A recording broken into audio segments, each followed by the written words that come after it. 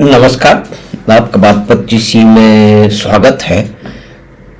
तो लाल टोपी वाले ओ बबुआ निराले, यानी कि इस देश में कई बबुआ बड़े लंबे समय से पाले जा रहे हैं, पोसे जा रहे हैं, और वो बड़ी बड़ी राजनीतिक पार्टियां जो कि परिवारवादी पार्टियां हैं उसके अंदर मुख्य स्थिति पर बैठे हुए हैं। इन लोगों ने जहां भी इनका शासन काल रहा है पूरी तरह से जनता के उसको ट्रस्ट को नष्ट किया है। और ये लाल टोपी वाले जो बबुआ निराले हैं, इन्होंने तो और इनके पिताजी के राज्यकाल में गुंडे बदमाशों का इतना बड़ा उनको पाल पोस के बड़ा किया, जैसे अतीक अहमद और मुख्तार अंसारी और न जाने कितने, कि सबने लूटपाट और सरकारी और गरीबों की संपत्ति को पे कब्जे कर करके करोड़ों की संपत्ति बना ली। 40 मतलब लंबे समय तक उनके ऊपर कोई केस नहीं चल सका, कोई सजा नहीं हुई, क्योंकि उनका इतना प्रभाव था कि वो एक व्यक्ति पे कई बार 10 बार हमला कर सकते थे। गरीब विधवाओं की जमीनें इन्होंने हड़प ली, करोड़ों की जमीनें कुछ लाख में लिखवा ली, और जिनके राज में इनके पिता श्री अतीक अहमद के कुत्ते से हाथ मिलाया करते थे। तो ये गुंडे बदमाशों के कुत्तों से हाथ मिलाने में, कुत्ता कोई बुरी बात नहीं है, लेकिन ये आप देखिए कि एक मंच पे सार्वजनिक रूप से कितना प्रभाव था उस गुंडे का। उस कुत्ते का तो बेचारे का इसमें क्या दोष है? बड़ा आलीशान जो है वो क्या कहते हैं कुत्ता था वो, लेकिन उसको देखिए कि उसकी दबंगाई कितनी थी कि वो मंच पे अपने कुत्ते को ले जाता है, शानदार बड़े कुत्ते को, और मुख्यमंत्री उससे हाथ मिलाते हैं। तो जब पुलिस वाले देखेंगे, दूसरे डिस्ट्रिक्ट ऑफिसर देखेंगे, वो देखेंगे तो क्या समझेंगे? वो तो कहेंगे कि भाई कमाल है, अब तो इनसे बच के रहो, ये जो करते हैं करने दो, क्योंकि इनके तो कुत्ते का भी इतना बड़ा जो है वो जलवा है कि मुख्यमंत्री। तो ये लोग अब परिवारवादी लोग जो अपने परिवार के कारण, एक परिवार में जन्म लेने के कारण विधानसभा में और संसद में बैठे हैं, एक परिवार के 3 लोग बैठे हैं, और बराबरी की बात करने वाले वामपंथी, खैर जिनका तो प्रजातंत्र में कोई भी विश्वास नहीं है, वो तो सड़क पर लड़ाइयों की बातें करते रहते हैं, खूनी संग और उसकी बातें करते करते बूढ़े हो चुके हैं, और अपने बच्चों को डॉलर और पाउंड और ड्यूश मार्क कूटने के लिए विदेश भेज दिया है। अब उनकी आय भी उंगली पे ही अकड़ाते हैं और 10-10, 20-20 लाख की गाड़ियों में चल के गरीबों की बात करते हैं। टोटल झूठा इनका नैरेटिव है। तो ये लाल टोपी वाले बबुआ निराले जो हैं, इन्होंने बिना समझ के, ये कई बार जो भी स्टेटमेंट देते हैं उनको देखोगे समझ के कोई दूर दूर तक कुछ नहीं है। इन्होंने भाई ये जो बीजेपी पार्टी है, तो ये लंबे समय से इनके यहाँ चल रहा है कि भाई किसको अध्यक्ष बनाए, और वो किसको अध्यक्ष बना देंगे ये उनके ऊपर है। तो उन्होंने चुटकी ली, ये जो लाल टोपी वाले बबुआ निराले हैं, इन्होंने चुटकी ली और कहा कि आप तो अपना अध्यक्ष तो चुन लीजिए, एक तरह से तंज किया। तो फिर बीजेपी और जो है वो गृह मंत्री मोटा भाई ने उत्तर दिया, उन्होंने कहा जी हमें तो 5 करोड़ कार्यकर्ताओं में से किसी को चुनना है। आपके यहाँ तो चुनाव बड़ा आसान है, परिवार से ही होना है, कुल मिला के जो भी कुछ कहा उसका यही उत्तर था।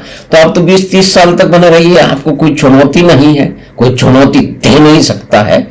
यानी कि जिन लोगों ने प्रजातंत्र का मखौल उड़ाया है, जिनके एक एक परिवार से 70-70, 80-80 लोग जो है वो सरपंच से लेकर के जो है ना वो केंद्र में मिनिस्टर रहे हैं, वो एक डेमोक्रेटिक पार्टी की जो है, जिसके बहुत लंबे जो है वो कार्यकर्ताओं के समूह में से किसी को चुनना है, उनकी अपनी प्रोसेस है, वो कर रहे होंगे।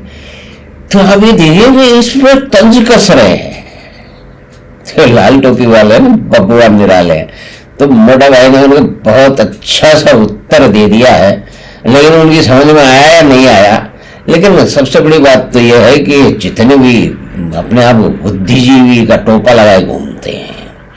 ये लाल टोपी वाले और एक जो है वो सफ़ेद टी शर्ट वाले के पीछे घूमते रहते हैं, जो भी सिर्फ अपने अनुवांछित कारणों से, एक परिवार में जन्म करने के कारणों से जो है वो बड़े बड़े पदों पर बैठे हैं, और अपनी ही पार्टी में जो है वो दूसरे जो लोग हैं उनके रास्ते, उनके मार्ग उन्होंने बंद कर दिए हैं। याद ये है कि बहुत बड़े एक जो विदेश नीति के जानकार हैं, जो यूएन में रहे हैं, शशि थरूर साहब, उन्होंने भी ये कह दिया है कि भाई मेरे लायक तो कोई काम नहीं है, क्योंकि वो बोलेंगे तो देखिए उनकी कई बातों से विरोध कर सकते हैं हम, लेकिन वो उनकी जो क्षमता है और जो एक्सपर्टीज है और जो उसमें विशेषज्ञता है उससे तो कोई इनकार नहीं है।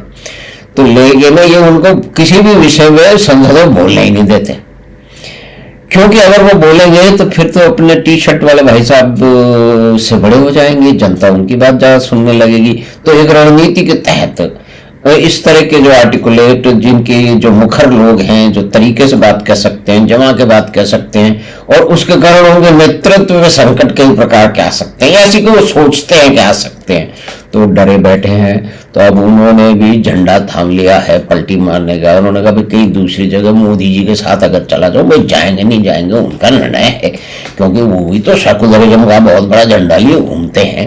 लेकिन अब उन्हें शायद कुछ रियलिटी का, भाई मैं जो भी कुछ सीखा हूँ समझाऊँ उसको कोई मेरा उपयोगी कर ले, है तो मोदी जी तो शायद कर लेंगे, लेकिन यहाँ तो होगा नहीं, क्योंकि यहाँ अगर आपको छूट दे दी जाएगी, आपको नेता बना दिया जाएगा, आपको मुखर कर दिया जाएगा, तो दूसरों का बैंड बच जाएगा।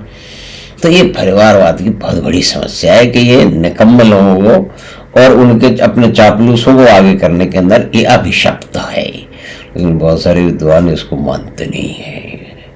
वो जो है ना वो छद्म सेकुलरवाद उनके सर पे सवार है। तो हमने बातचीत की लाल टोपी वाले उप पप्पू निराले के बारे में, जो कि एक परिवार से आके परिवार के कारण ही उस कुर्सी पर बैठ के उनके लिए वो संकट खड़ा हो गया। ये बात एक अलग है, जिस पर अलग से बात करनी करी थे। तो उसको उनको अच्छी तरह से उत्तर मिल गया, लेकिन वो समझे या नहीं समझे। बहुत सारे जो क्रांतिकारी किस्म के विद्वान हैं, जो क्रांति की आस में क्रांति देवी की प्रतीक्षा करते करते बूढ़ आ गए हैं, अपने बच्चों को उन्होंने विदेश भेज दिया डॉलर पाउंड कूटने, वो नहीं मानेंगे, क्योंकि वो तो अभिशप्त हैं कुछ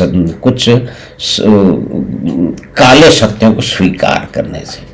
क्योंकि अगर वो सत्य स्वीकार करेंगे तो उनको तो 30-35 साल में जो उन्होंने नारेबाजी की है वो बिल्कुल अपने सर पर उल्टी घड़ी हो जाएगी।